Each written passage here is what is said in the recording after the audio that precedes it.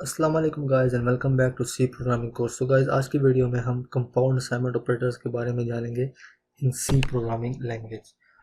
जो compound assignment operator होते हैं वो उनको बोलते हैं जब हम असाइनमेंट ऑपरेटर को कंबाइन करते हैं किसी भी अरिथमेटिक ऑपरेटर, मतलब प्लस माइनस मल्टीप्लिकेशन और डिवीजन मॉड्यूलस से जब हम इसको कंबाइन करते हैं असाइनमेंट ऑपरेटर को, तो फिर हम उसको कंपाउंड असाइनमेंट बोलते हैं।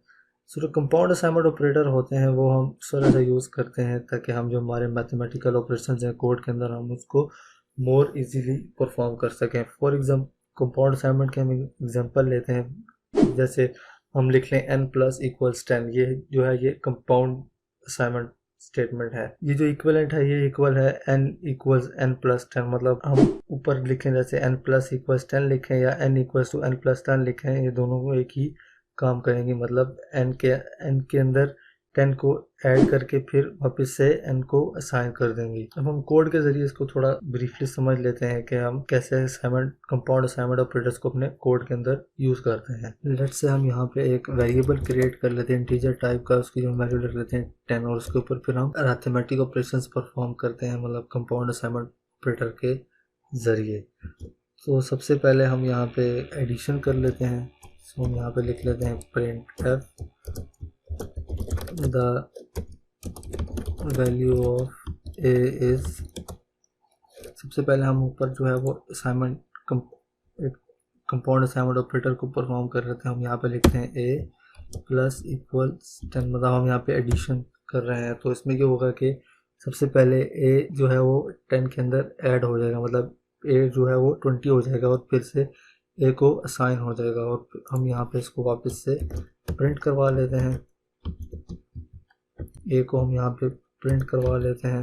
देन हम यहाँ पे वापस से एक अंदर हम मतलब उसमें से 5 माइनस कर देते हैं, तो हम लिखेंगे ए माइनस इक्वल्स 5। तो अब जो होगा वो ए की वैल्यू जो थी पहले 20 हो गई थी, तो इस केस में उसमें से 20 में से 5 माइनस हो जाएंगे तो उसकी जो वैल्यू होगी वो 15 रह जाएगी। तो हम ऊपर से इस स्टेटमेंट को कॉपी कर लेते हैं, देन यहाँ पे पेस्ट करके यहाँ पे वापस से ए को प्रिंट करवा लेते हैं। उसके बाद हम तीसरा जो है वो ऑपरेशन परफॉर्म करते हैं। उसमें हम जो वैल्यू है ए की अब उसको 2 से मल्टीप्लाई करवा के चेक करते हैं कि फिर क्या होता है।